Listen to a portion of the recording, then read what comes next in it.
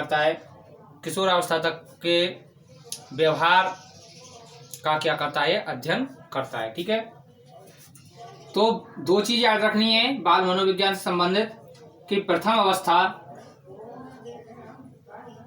से लेकर का जो समय है इनका, इन्होंने बताया किशोरावस्था, किशोरावस्था। ठीक है, दूसरे हुए हैं आपके सोरेनसन,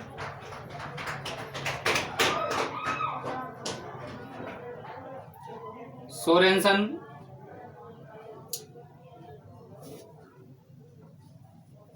इन्होंने भी बाल मनोविज्ञान की परिभाषा दी है।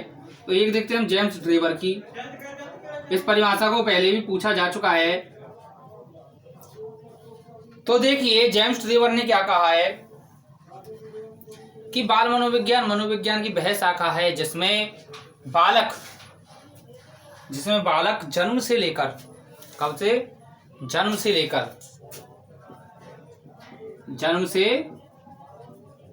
लेकर परिपक्वता काल तक के, जन्म से लेकर परिपक्वता काल तक के विकसित हो रहे, जन्म से लेकर परिपक्वता काल तक के विकसित हो रहे मानव का अध्ययन किया जाता है। यानी कि इन्होंने कहा है कि मनोविज्ञान की यह वह शाखा है, यानी कि बाल मनोविज्ञान की वह शाखा है जिसमें जन्म से लेकर परिपक्वता काल तक के विकसित हो रहे मानव का वैज्ञानिक अध्ययन किया जाता है या मानव का अध्ययन किया जाता है। तो देखिए अब परिभाषा हमको याद कैसे करनी होती है, किस प्रकार से हम कर सकते हैं। तो देखिए इसमें एक ही छोटा सा फंडा है कि जिस मनोवैज्ञानिक ने जो बात कही है, पूरी बात कही है, उसमें से जो मेन टॉप पॉइंट है, जैसे क्रो एंड क्रू ने कहा है कि प्रथम अवस्था से लेकर किशोरावस्था तक का जो व्यवहार का जो अध्ययन किया जाता है वो क्या है, बाल मनोविज्ञान है। तो दो शब्द पढ़ लिए हमने, पकड़ लिए, प्रथम अवस्था। और प्रथम अवस्था कौन सी होती है, हमारी भ्रूण अवस्था।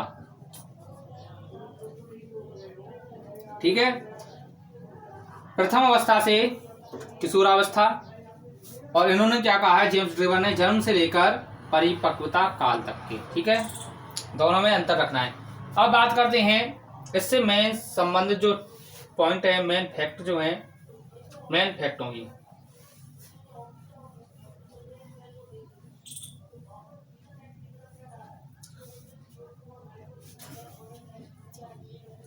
ये बात तो ही थी हमारी बाल मनोविज्ञान की। बाल विकास में क्या है, इससे संबंधित कुछ मेन फैक्ट हैं। तो देखिए कि बाल विकास से संबंधित अध्ययनों की जो शुरुआत हुई थी, अध्ययनों की शुरुआत 19वीं शताब्दी में हुई थी। कब हुई थी, 19वीं शताब्दी में। बाल विकास से संबंधित अध्ययनों की शुरुआत 19वीं शताब्दी में अमेरिका में हुई थी। और अमेरिका में कब क्यों हुई थी कि अमेरिका में जो बालकों का जो अपराध चल रहे थे,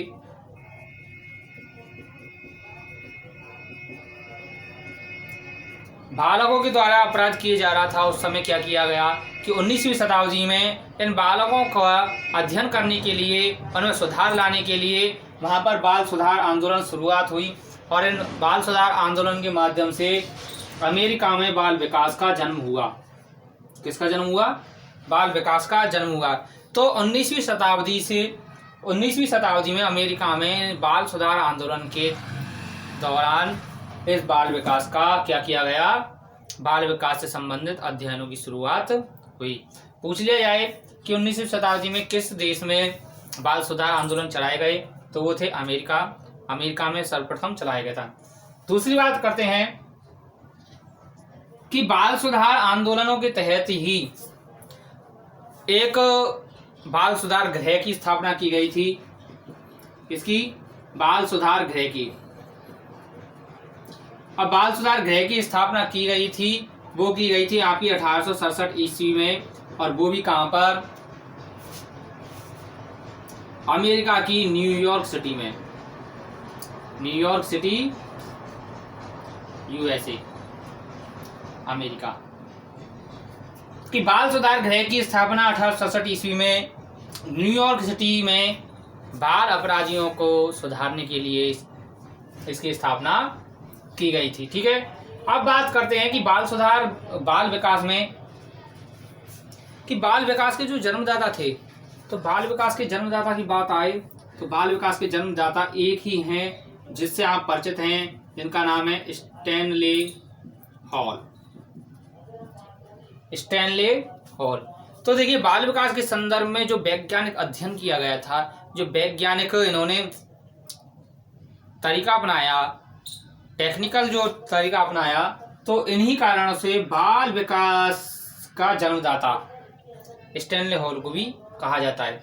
यानी कि बाल विकास के संदर्भ में जो इनका बहुत ही महत्वपूर्ण योगदान रहा है, उसी को ध्यान में रखते हुए इनको क्या कह दिया, बाल विकास का जन्मदाता कहा जाना लगा। ठीक है, अब बाल विकास से संबंधित आगे बात करते हैं कि बाल विकास का विकास क्रम में, इस बाल विकास के विकास क्रम में बात आती है आपकी, बाल विकास के विकास क्रम में सर्वप्रथम जो अध्ययन किया गया था वो किया था पेस्टोलॉजी ने।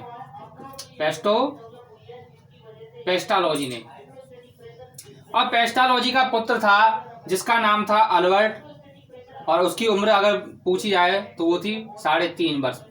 तो अपने 3.5 वर्षीय पुत्र पर इन्होंने सर्वप्रथम अध्ययन किया और इन पेस्टोलॉजी ने ही एक पुस्तक लिखी थी, बेबी बायोग्राफी।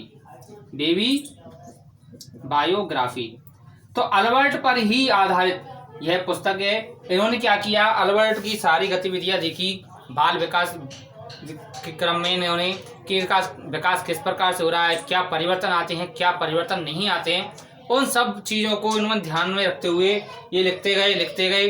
तो इन्होंने इनकी एक पुस्तक बन गई जिसका नाम हो गया बेबी बायोग्राफी। ठीक है, अगर पेस्टोलॉजी की पुस्तक का नाम पूछ लिया जाता है तो उसका नाम है बेबी बायोग्राफी, और यह कब आई थी, 1774 ईस्वी में।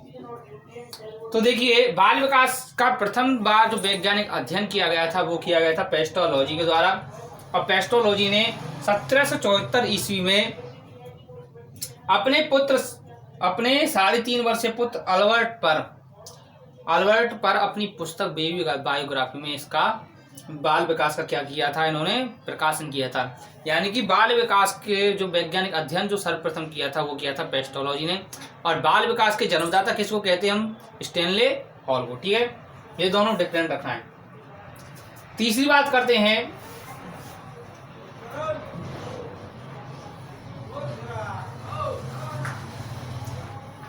कि बाल विकास से संबंधित प्रथम पत्रिका का प्रकाशन, बाल विकास से संबंधित प्रथम पत्रिका का जो प्रकाशन किया था वो किया था आपके स्टैनले हॉल ने, और वो पत्रिका थी पेडालॉजिकल सेमिनार। पूछ लिया जाए कि बाल विकास से संबंधित प्रथम पत्रिका का प्रकाशन किसने किया, और वह पत्रिका का प्रकाशन किसने किया और किस पुस्तक के या किस इनका जो ग्रंथ था उसके द्वारा। तो देखिए, स्टैनले हॉल ने पेडालॉजिकल सेमिनार में प्रथम बाल सुधार गृह यानी प्रथम बाल विकास से संबंधित या बाल अध्ययन से संबंधित, बाल विकास के अध्ययन से संबंधित प्रथम पत्रिका का प्रकाशन इन्होंने पेडालॉजिकल सेमिनार में किया। और पूछ लिया जाएगी पेडालॉजिकल सेमिनार किसकी रचना है, तो वो है स्टैनले हॉल की। लेकिन ऐसे क्वेश्चन बहुत कम आते हैं आजकल।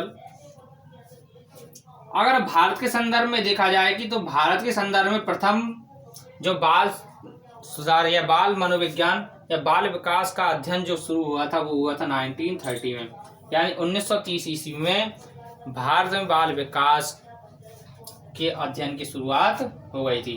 अब बात करते हैं बाल मनोविज्ञान व बाल विकास में अंतर। इन दोनों में अंतर क्या है? देखिए, दोनों चीज लगती तो एक जैसी हैं, लेकिन इसमें बहुत ज्यादा अंतर है, और कह सकते हैं सूक्ष्म भी है और बहुत अधिक भी है। जो सूक्ष्म होता है वो बहुत गहरा होता है और बहुत विशाल होता है। ठीक है, तो बाल मनोविज्ञान और बाल विकास में अंतर होता क्या है? तो देखिए, बाल मनोविज्ञान में इसमें क्या किया जाता है, इसमें व्यवहार का किसमें? इसमें व्यवहार का, या इसमें व्यवहार का जो वातावरणीय परिवेश होता है, वातावरणीय परिवेश पर कम ध्यान दिया जाता है, कि व्यवहार के वातावरणीय परिवेश पर कम ध्यान दिया जाता है। लेकिन बाल विकास में ऐसा नहीं होता है। इसमें क्या होता है कि जो इसका वातावरणीय परिवेश होता है बच्चे का, उस पर अधिक ध्यान दिया जाता है।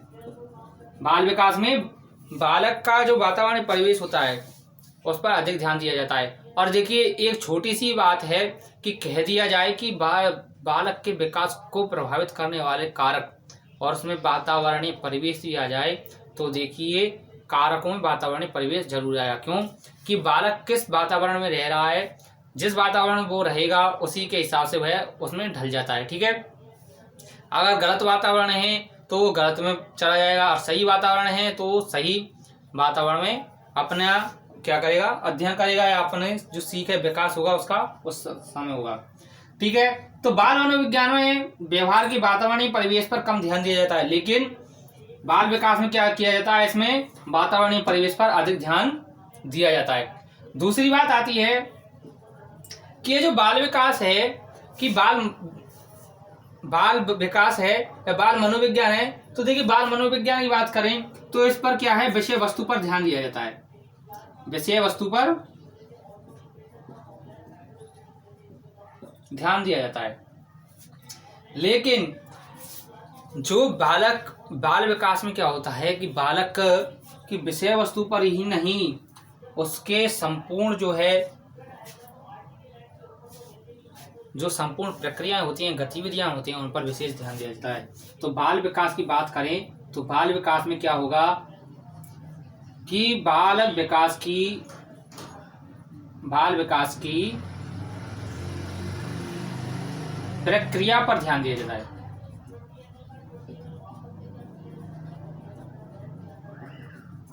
बाल मनोविज्ञान में क्या है कि बालक का विकास हो रहा है, हाँ अब 3 महीने पहले इतना था, अब 3 महीने बाद इतना हो गया, फिर उससे बढ़ के ये हो गया।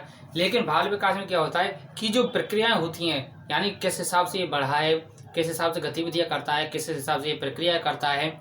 जैसे देखिए बालक क्या करता है, चलने से पहले घुटमन चलना सीखता है, फिर उसके बाद खड़े होकर धीरे धीरे चलना सीखता है, गिरता है, चलता है, गिरता है, चलता है। लेकिन एक समय पश्चात ये क्या करता है, तेज दौड़ने भी लग जाता है। तो ठीक है, तो वो चीज़ आ जाती है अभी बाल विकास के अंतर्गत कि उसमें क्या परिवर्तन होते हैं, क्या परिवर्तन नहीं होते। पूरा जो विकास होता है इस बाल विकास में ही अध्ययन किया जाता है।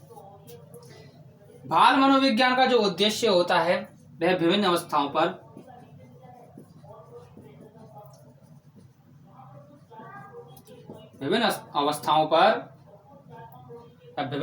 का व्यावहारिक होता है, व्यावहारिक अध्ययन होता है। इसमें बाल मनोविज्ञान में क्या होता है कि बालक की जो विभिन्न अवस्थाएं होती हैं उसमें व्यावहारिक अध्ययन किया जाता है कि अब शैशवावस्था में ऐसा था, बाल्यावस्था में ऐसा है, किशोरावस्था में ऐसा हो गया। तो उसमें क्या होता है कि व्यवहार में जो परिवर्तन होता है या व्यवहारिक जो अध्ययन होता है उसका व्यवहारिक क्रिया जो करता है उस पर अध्ययन किया जाता है। लेकिन बाल विकास में क्या होता है कि बाल विकास में शैशवावस्था, बाल्यावस्था, किशोरावस्था पर, इन सभी अवस्थाओं पर विशेष ध्यान दिया जाता है और इनमें होने वाले अवस्था परिवर्तन पर भी बहुत ही अधिक विशेष ध्यान दिया जाता है। और उनके साथ साथ उनकी जो रुचियां होती हैं या अन्य क्षेत्र होते हैं उनमें भी विशेष ध्यान दिया जाता है कि किस बच्चे को क्या चीज़ अच्छी लग रही है, क्या चीज़ अच्छी नहीं लग रही है, किस बच्चे को, कौन सा बच्चा किस चीज़ से दूर हो रहा है, क्यों हो रहा है। तो इस पर सब विस्तृत रूप से अध्ययन किया जाता है। अब देखिए, ये तो हुआ था बाल विकास और बाल मनोविज्ञान। अब बात करते हैं हम वृद्धि और विकास की। अभी वृद्धि व विकास,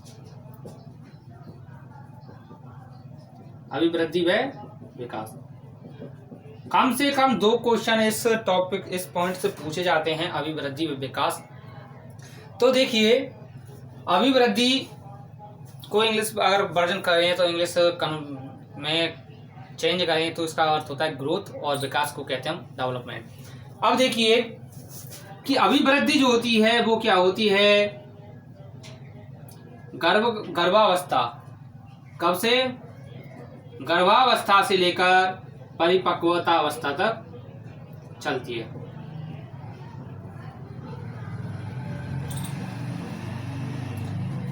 कि अभिवृद्धि है, अभिवृद्धि होती क्या है, देखिए अभिवृद्धि और वृद्धि दोनों समान चीजें हैं। कि वृद्धि या अभिवृद्धि एक प्रक्रिया है, एक ऐसी प्रक्रिया है, एक ऐसी क्रमिक प्रक्रिया है जिसमें बालक के शारीरिक परिवर्तनों पर ध्यान दिया जाता है। यानी कि बालक का आकार बढ़ रहा है, भार बढ़ रहा है, वजन बढ़ रहा है, या आंतरिक अंगों का तथा आंतरिक अंगों का विकास हो रहा है, आंतरिक अंगों का विकास हो रहा है, आंतरिक अंगों का बढ़ना शामिल होती हैं। तो देखिए अभिवृद्धि का छोटा आकार होता है, यह सिर्फ क्या है, फिजिकली डिपेंड होती है। यानी कि कह सकते हैं growth is depended only physical, यानी शारीरिक जो वृद्धि होती है, शारीरिक जो परिवर्तन आता है उसको ही क्या कहते हैं, हम अभिवृद्धि कहते हैं। अभिवृद्धि यानी शारीरिक रूप से जो परिवर्तन होता है वही क्या होती है, हमारी अभिवृद्धि होती है। तो अभिवृद्धि देखिए गर्भावस्था से लेकर के परिपक्वावस्था तक होती है। देखिए अभिवृद्धि मात्रात्मक रूप में होती है। मात्रात्मक यानी कि जिसको मापा जा सकता है, नापा जा सकता है, तोला जा सकता है। ठीक है, अभी हम अभिवृद्धि की बात कर रहे हैं। तो अभिवृद्धि क्या होती है,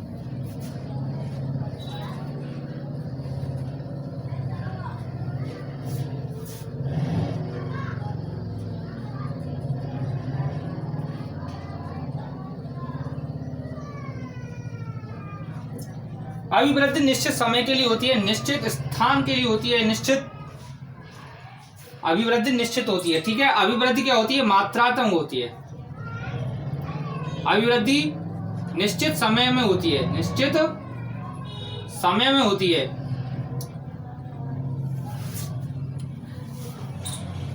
शैशवावस्था में बालक का विकास तीव्र होता है, बाल्यावस्था में थोड़ा मंद होता है, और किशोरावस्था में बाल्यावस्था से थोड़ा तीव्र होता है। कारण क्या है कि बालक का जो विकास होता है, बालक का विकास बचपन में क्या होता है या शैशवावस्था में क्या होता है, वो बहुत तीव्र होता है। यानी कि बालक शैशवावस्था में कई गुना अधिक वृद्धि कर लेता है। आपको पता है कि बालक 3 महीने यानी कि जन्म लिया है, उसके 3 महीने बाद अचानक वो बहुत बड़ा हो जाता है। उस जन्म से लेकर के अभी 3 महीने तक का जो समय होता है उसमें वृद्धि हो जाती है बालक में। बालक के सभी अंग बढ़ते हैं। उससे जैसे जैसे अब वो बढ़ता है, यानी 4-5 साल तक आता है, तो वो क्या होता है, अधिक वृद्धि कर लेता है। लेकिन बाल्यावस्था जब आती है तो बाल्यावस्था में क्या होता है, जो शारीरिक जो विकास होता है बालक का वह रुक जाता है, और जो आंतरिक जो विकास होता है यानी कि आंतरिक जो अंग होते हैं उनका विकास चल जाता है या शुरुआत हो जाती है। और किशोरावस्था आते आते बालक का शारीरिक और आंतरिक दोनों ही विकास पूर्ण हो जाता है। ठीक है, तो बात याद रखेंगे कि अभिवृद्धि क्या होती है, मात्रात्मक होती है, निश्चित समय के लिए होती है। अभिवृद्धि शैशवावस्था में तीव्र गति से होती है, बाल्यावस्था में मंद हो जाती है, और किशोरावस्था में बाल्यावस्था से थोड़ा तीव्र हो जाती है। ठीक है,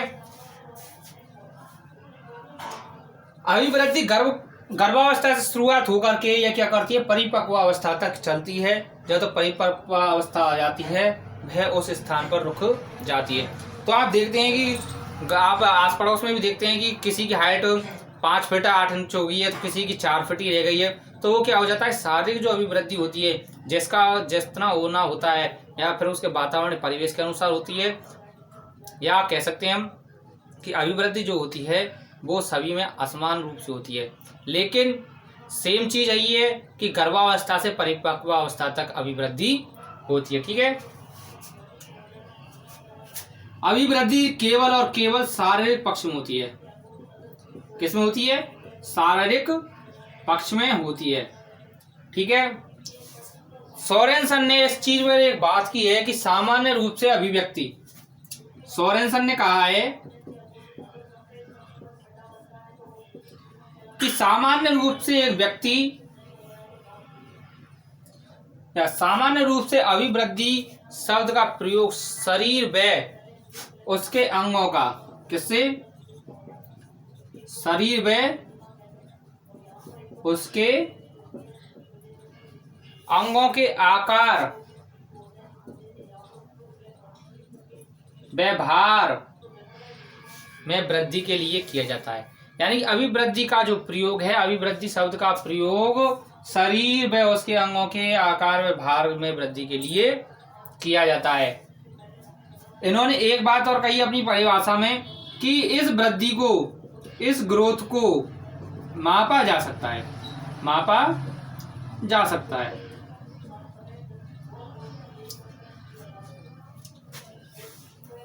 क्वेश्चन पूछ लिया जाए, निम्न में से सोरेनसन के अनुसार किसको मापा जा सकता है? क्वेश्चन दे दिया जाए, ऑप्शन दे दिया जाए, अभिवृद्धि, विकास और दो और दे दिया जाए, बुद्धि के और फिर और कोई। तो देखिए सोरेनसन के अनुसार देखिए अभिवृद्धि को मापा जा सकता है। ठीक है, याद रखना है कि सोरेनसन ने कहा है कि अभिवृद्धि का शब्द का प्रयोग शरीर व उसके अंगों के आकार व भार के लिए किया जा सकता है या किया जाता है। इस वृद्धि को मापा जा सकता है। एक विद्वान और हुए हैं, एक मनोवैज्ञानिक और हुए हैं और बहुत ही प्रचलित मनोवैज्ञानिक हैं। उनकी परिभाषाएं कई बार पूछी भी जा चुकी हैं, फर्स्ट ग्रेड सेकंड ग्रेड के एग्जामों में पूछी जा चुकी हैं कि फ्रैंक ने क्या कहा कि अभिवृद्धि क्या होती है। तो फ्रैंक ने कहा है कि जो कोशिकाओं में होने वाली जो वृद्धि है, किसमें? कोशिकाओं में होने वाली वृद्धि अभिवृद्धि कहलाती है। इन्होंने कहा है कि शरीर क्या है, कोशिकाओं से निर्मित होता है और कोशिकाओं से निर्मित होने के कारण इसमें क्या होती है कि कोशिकाएं जब बढ़ती हैं, कोशिकाओं में जो वृद्धि होती है वही क्या कहलाती है? हमारी अभिवृद्धि कहलाती है। तो उन्होंने क्या कहा है कि कोशिकाओं में होने वाली वृद्धि अभिवृद्धि है। क्वेश्चन पूछा गया था कि कोशिकाओं में होने वाली वृद्धि अभिवृद्धि है, यह कथन है। ऑप्शन थे फ्रैंक, जुंग, आपके स्किनर और चौथे कोई भी लगा लो, को एंड क्रो। तो आंसर क्या था सही उसका? फ्रैंक। तो देखिए कभी कभी ये क्या होता है कि एक दो क्वेश्चन जो हैं वो परिभाषाओं से संबंधित पूछ लिए जाते हैं, किस व्यक्ति ने कौन सी परिभाषा दी है, किस व्यक्ति ने कौन सी परिभाषा नहीं दी है। अब बात करते हैं हम विकास की। तो देखिए ये तो हो गई आपकी अभिवृद्धि।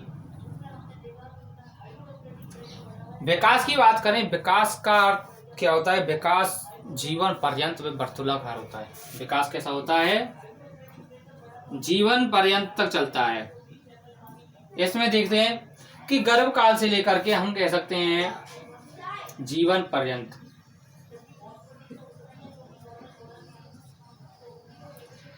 विकास वर्तुलाकार होता है और जीवन पर्यंत चलता है। दूसरी बात, विकास में मात्रात्मक परिवर्तन के साथ साथ गुणात्मक परिवर्तन भी होते हैं। मात्रात्मक परिवर्तन प्लस गुणात्मक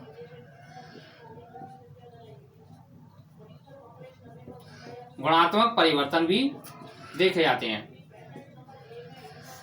मात्रात्मक यानी कि अभिवृद्धि से संबंधित हो जाते हैं। गुणात्मक किस चीज का क्या गुण है, क्या विशेषता है, ठीक है। गुणात्मक परिवर्तन भी देखे जा सकते हैं। विकास में शरीर के अंगों में परिवर्तन भी देखा जा सकता है। तो देखिए एक बात कहूं आपसे कि विकास जो है अभिवृद्धि से व्यापक अर्थ रखता है, यानी कि विकास के अंदर ही अभिवृद्धि को गिना जाता है। विकास अभिवृद्धि विकास का एक अंग है, ठीक है। तो विकास में क्या है, शरीर में होने वाले जो परिवर्तन है उनको देखा जा सकता है। शारीरिक अंगों में परिवर्तन,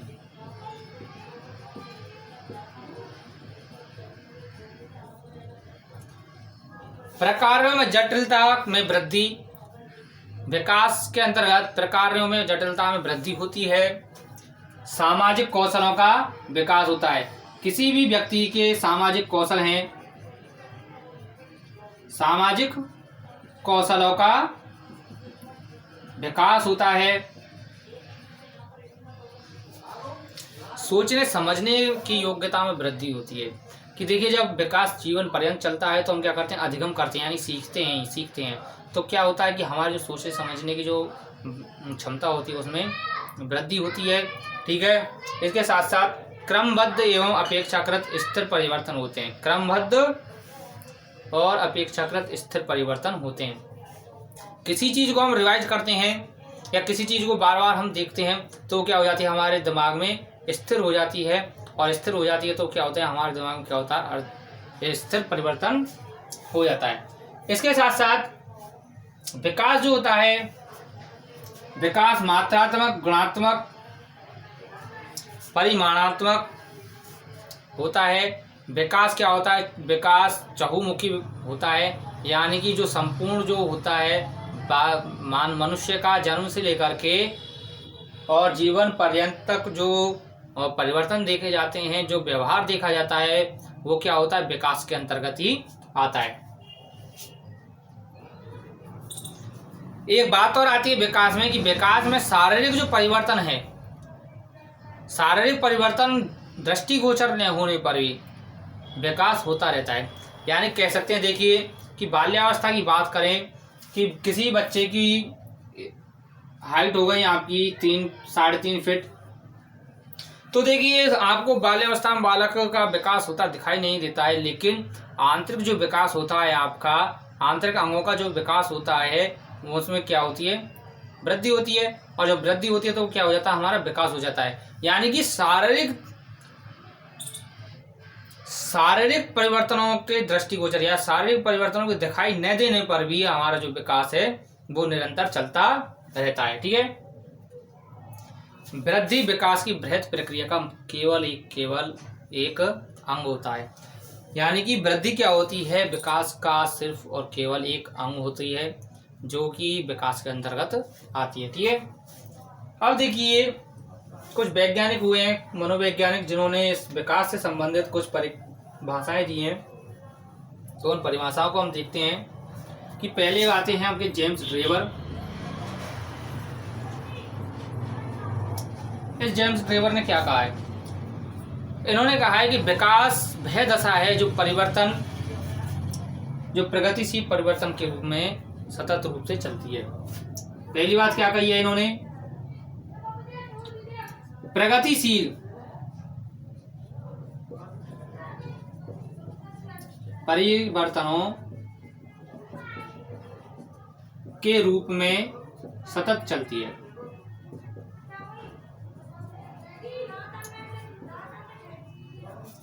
देखिए जैसे मान लीजिए क्लास है, क्लास में कई प्रकार की श्रेणी के बच्चे होते हैं, तो उसमें क्या होता है, एक तीव्र बुद्धि वाले होते हैं, उसमें फिर थोड़ा कम बुद्धि वाले होते हैं, और सीधे तीसरे नंबर के होते हैं मंद बुद्धि वाले बालक होते हैं। अगर उन बालकों के लिए कोई चीज़ समझाई जाए तो क्या होती है कि तीव्र बुद्धि वाला सबसे पहले ग्रहण कर लेता है उसको, मंद बुद्धि वाला सबसे लास्ट में ग्रहण कर पाता है। तो देखिए कि जो प्रगतिशील परिवर्तनों में रूप में यह सतत चलती है।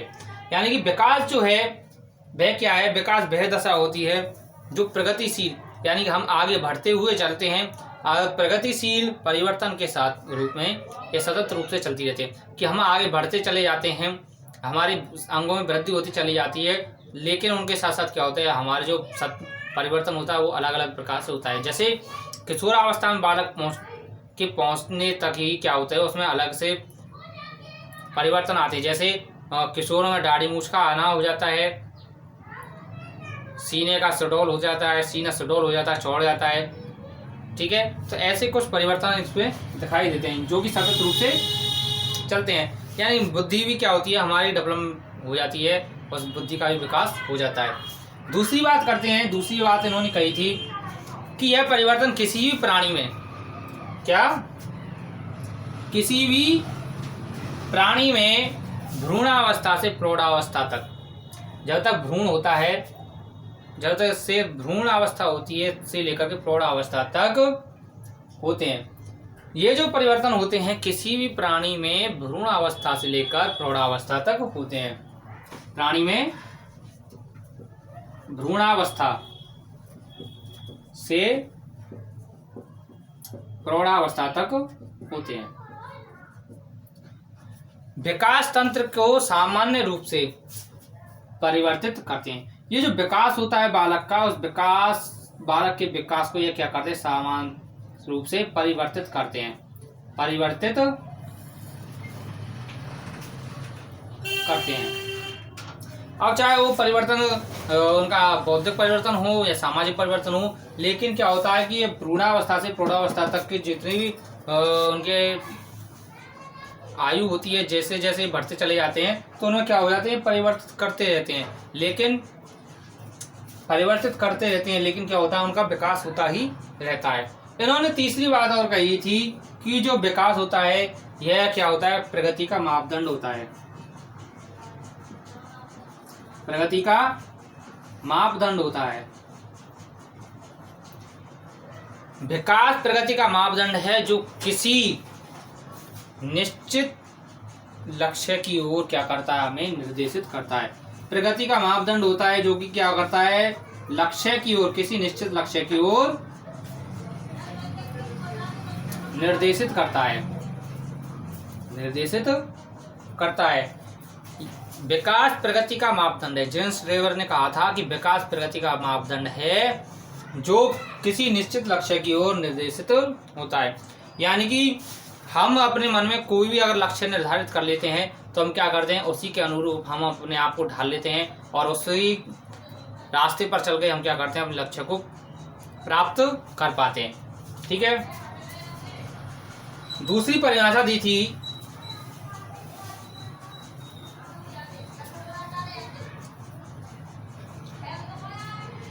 मुनरो ने कही है। मुनरो ने क्या कहा कि परिवर्तन श्रृंखला की वह अवस्था जिसमें बालक भ्रूण अवस्था से प्रौढ़ावस्था की ओर जाता है, यह विकास के नाम से जानी जाती है। इन्होंने क्या कहा था कि भ्रूणावस्था से प्रौढ़ावस्था तक। मुनरो ने कहा है कि परिवर्तन श्रृंखला की वह अवस्था जिसमें बालक भ्रूणावस्था से प्रौढ़ावस्था की ओर जाता है, जो क्या कहलाती है, विकास के नाम से जानी जाती है।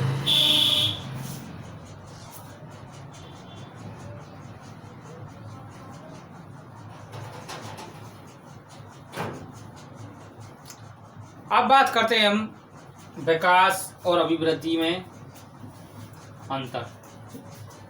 तो देखिए, अभिवृद्धि क्या होती है, मात्रात्मक होती है, केवल शारीरिक पक्ष में, निश्चित समय के लिए,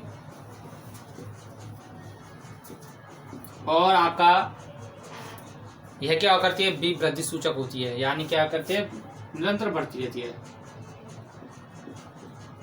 यह भी वृद्धि सूचक होती है। और इसका जो स्वरूप होता है वो क्या होता है, बाह्य स्वरूप होता है। बाह्य स्वरूप। लेकिन जो विकास होता है, विकास क्या होता है, आपका विकास होता है विस्तृत व व्यापक। विस्तृत या व्यापक अर्थ में होता है। अभिवृद्धि क्या है, मात्रात्मक होती है। लेकिन यह क्या होता है, मात्रात्मक प्लस गुणात्मक प्लस परिमाणात्मक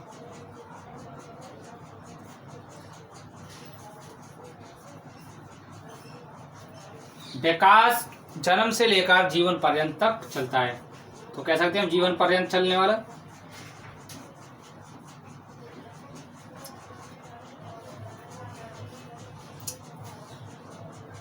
विकास चहुमुखी होता है। कैसा होता है? चहुमुखी होता है। विकास भी वृद्धि सूचक भी होता है और विनाशकारी भी होता है। या विनाशात्मक भी होता है, रचनात्मक भी होता है। रचनात्मक प्लस विनाशात्मक। आपको यही अंतर याद रखने हैं। पूछ लिया जाए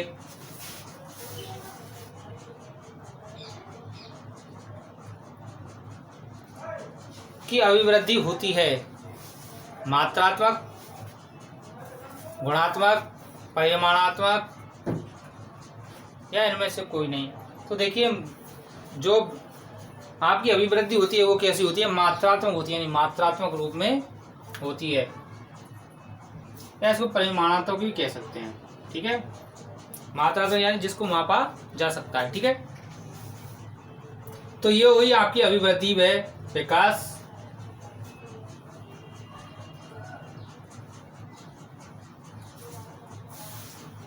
आगे नेक्स्ट क्लास में हम अध्ययन करेंगे।